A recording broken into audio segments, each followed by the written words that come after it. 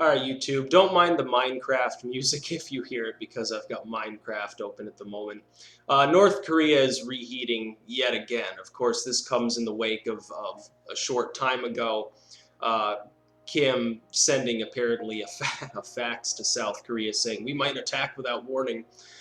Those kind of stunts are fairly normal in North Korea. Again, I pointed out before, the only real difference now is that Korea and China, the North Koreans and the Chinese, seem to have had a falling out of sorts, with Kim, of course, now apparently was drunk at the time when he ordered the deaths of several of his uncle Jang's aides, and then, of course, had Jang executed along with even more aides, and apparently it's like 8 people now that have been purged. So this, again, as I said before, does kind of change the game in North Korea, because what you have now is it seems that China, which has now okayed sanctions earlier this year on North Korea, seems no longer to care if the North Koreans really exist. Probably because they want to trade with the Western world. They realize that they're being held back by this backwards little neighbor of now little strategic value. I don't think they really care if the Korean Peninsula is reunited anymore. The detriment to China of having a squarely Western country directly on its border, that's less negative than having to continually feed the North Koreans money and deal with their warmongering, with the possibility that Kim could eventually get a nuclear material that's capable of going onto a missile rather than currently what they have, which is relatively crude explosives of a small size that nonetheless won't even fit on the missiles that they use. But now Kim is again ratcheting it up, and I can't wait to watch North Korean television there. And I'll put a link in the description. It's not on 24/7. The hours are very strange. Here, it's like 3 a.m. to like 7 a.m. or something, I think, except on weekends when it's a lot later. It's really hard to understand, but I'll put a link to the Chosun TV feed, which opens in Windows Media Player, VLC, and a few others. I can't wait to watch their propaganda because right now Kim is telling his troops to be ready for imminent combat. Is this posturing? I will say no. I see the current situation in North Korea as different from, certainly in March, it was even different than before. In March, you had never seen these little conflicts last that long. It lasted for more than a week.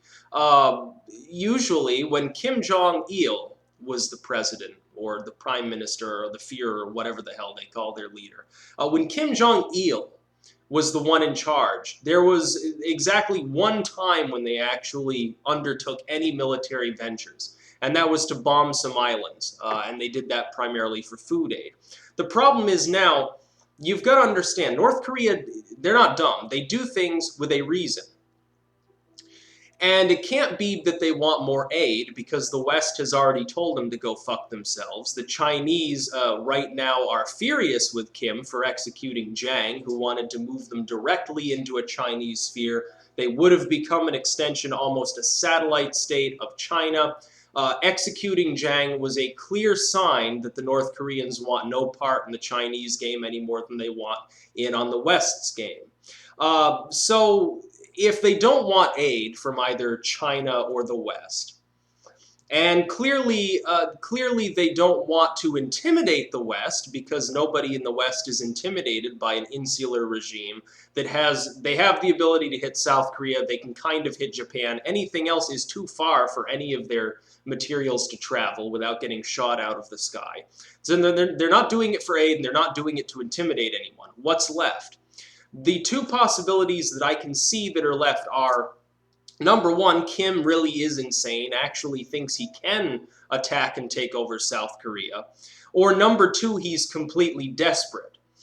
I would say the latter is far more likely. I think the most likely scenario is you see the DPRK currently unraveling, because the Chinese now aren't really feeding them resources. They're still trading with them, albeit on a more limited scale. But North Korea right now is still going through a several years long famine. What you seem to see, and because North Korea can't feed itself, it doesn't have the technology to raise enough crops to feed its own population on the amount of arable land that it has. And not a lot of its land is highly arable. You've got a strip along one side of the country. That's basically where all the major agriculture is done. What I think is the case is that the DPRK is far more unstable than most people would think. I think that there are various coup attempts in the country, not necessarily active, but in the planning stages. I think people are grouping into their own little factions. I think Kim knows this, realizes that he's going to have to do one of several things. He's either going to have to suck Chinese dick, which the nationalists in his country, if they saw him doing that, would overthrow him. Or he sucks Western dick, in which case the nationalists in his country will overthrow him. Or the people revolt because they continue starving, in which he gets overthrown. Or the only way out of him being overthrown, if North Korea is as bad as it seems that it is getting over there with the lack of food and the lack of everything else, the only way out for Kim is to at least attempt a war with South Korea. Because to Kim, look at it from his perspective, if he's really a nationalist, which I think he is.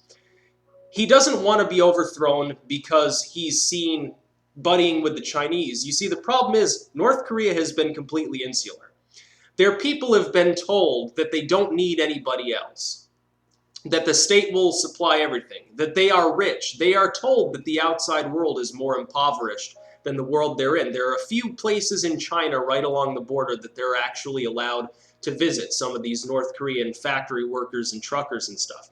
And these borderlands in China are deliberately kept more shabby in the areas the North Koreans are going to make it seem like they're not quite as rich. It's a tip of the hat to Kim.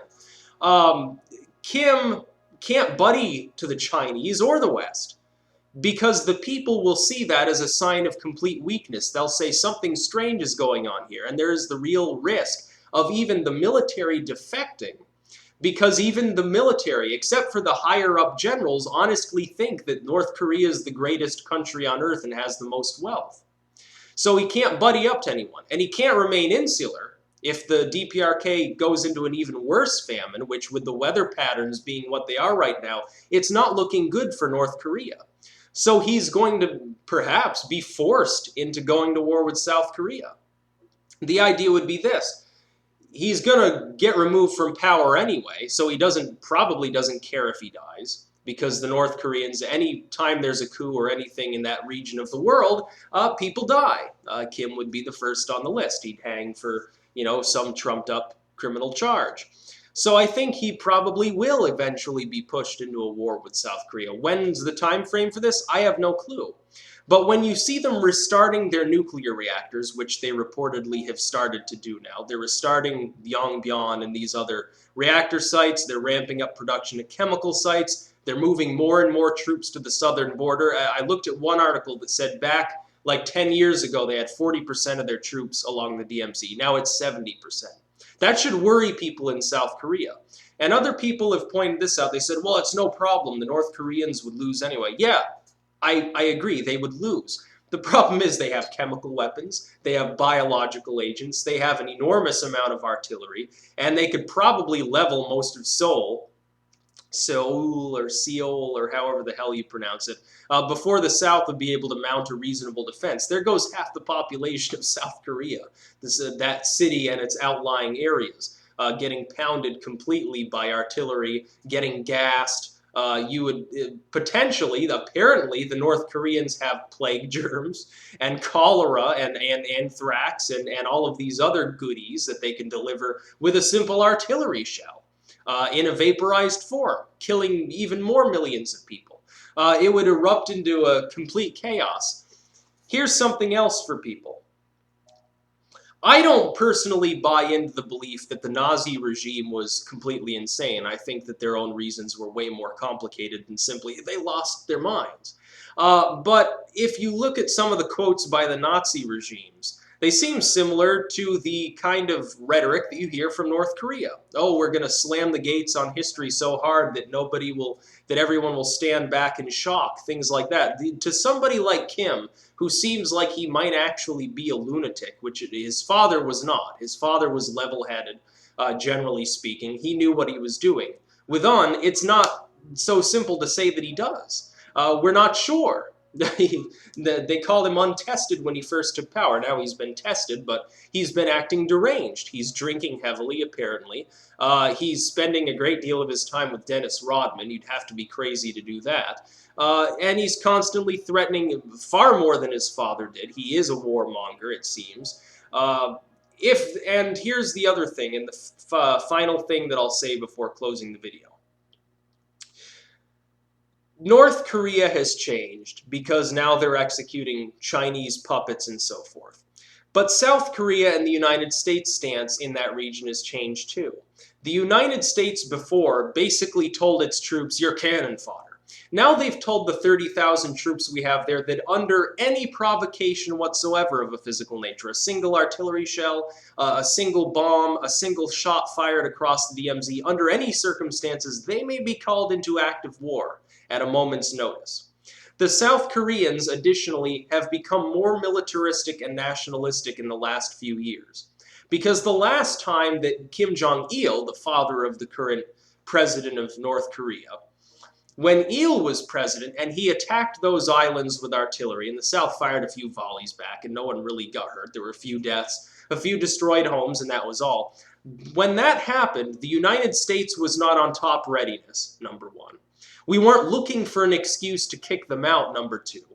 The Chinese were squarely behind the DPRK, number three, and the South Koreans were run by individuals who were more pacifistic, number four.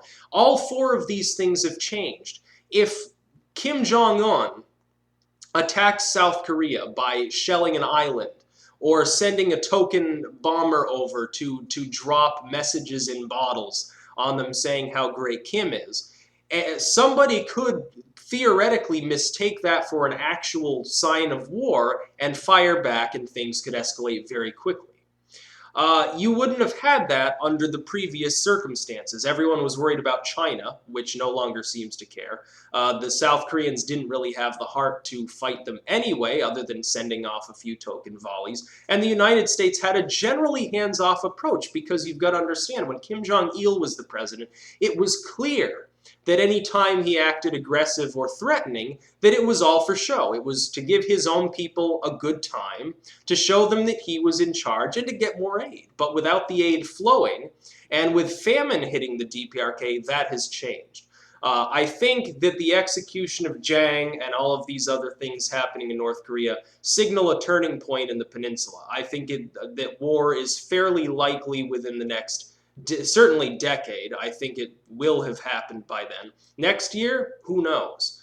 But things seem to be heating up over there, and this is not the usual rhetoric. And there is one final thing. People often say, well, North Korea is always making crazy threats. No, it hasn't. Until this last March, North Korea was relatively mum, generally speaking. You didn't really hear a lot of these things being said. Kim Jong-il was known for not saying a lot. He was known for saying a lot to his people and not really addressing the outside world. We haven't seen that with Un. This could be some form of new strategy to try to scare people, or it could be genuine. He could actually be crazy enough or desperate enough to attack South Korea, which is something that nobody would have believed with Kim Jong-il. Peace out.